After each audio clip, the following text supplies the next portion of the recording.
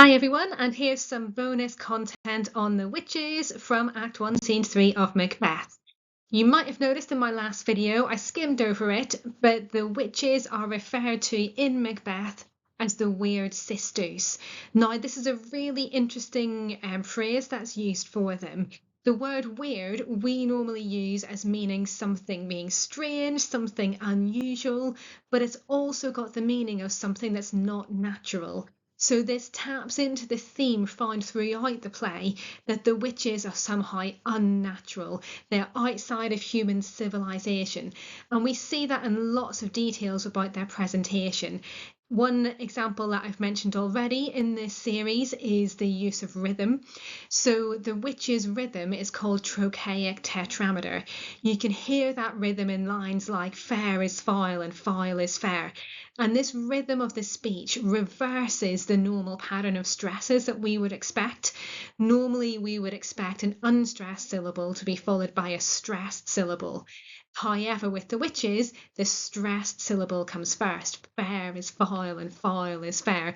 Even if you get lost in the complexities of that term trochaic tetrameter is quite a useful one, and it helps us to realise just how unnatural the witches are in terms of Shakespeare's presentation of them.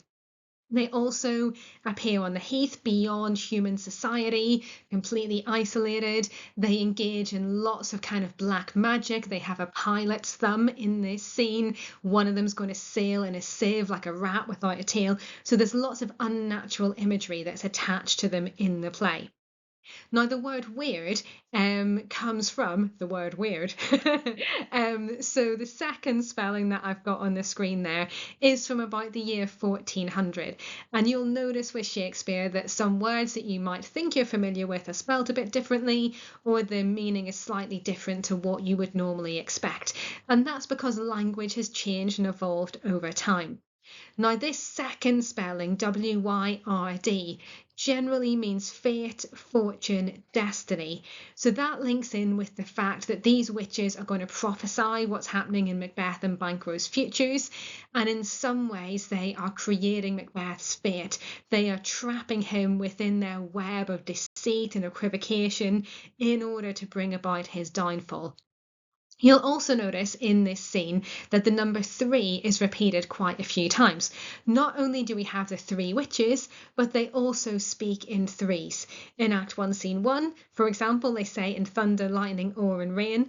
In the scene that we've just read, there are lots of phrases that come in triplets or in threes, like I'll do, and I'll do. At the end of the scene, they're going round in a circle, thrice to thine and thrice to mine, and peace the charms wind up. So there's lots of threes in terms of their language. And then they're about to give 3 prophecies to Macbeth. Now, in one of my previous videos, I mentioned how 3 is a really powerful number, but also it represents the fates in Greek mythology. So in Greek mythology, we have 3 fates. They are personifications of destiny. And these 3 women have a thread that links to every human. And that through that thread, they can control what happens to that human being, almost like a puppet master would control the puppet that they're in charge of. So there's 3 fates, which are echoed in the 3 witches. The goddess Hecate, who also appears briefly in Macbeth, is sometimes represented as having 3 heads or 3 different forms. So we see the number 3 there as well. Hecate is the goddess of magic, and within Macbeth's play, she is the chief of the witches. Now, the repetition of this number 3 really emphasizes the witch's supernatural power. But because it also links in with this idea of fate and destiny, it sets up Macbeth's downfall as being inevitable. So he falls prey to a strong force beyond his control. Now, that's one interpretation of the play, and we're going to question that later on in this video series.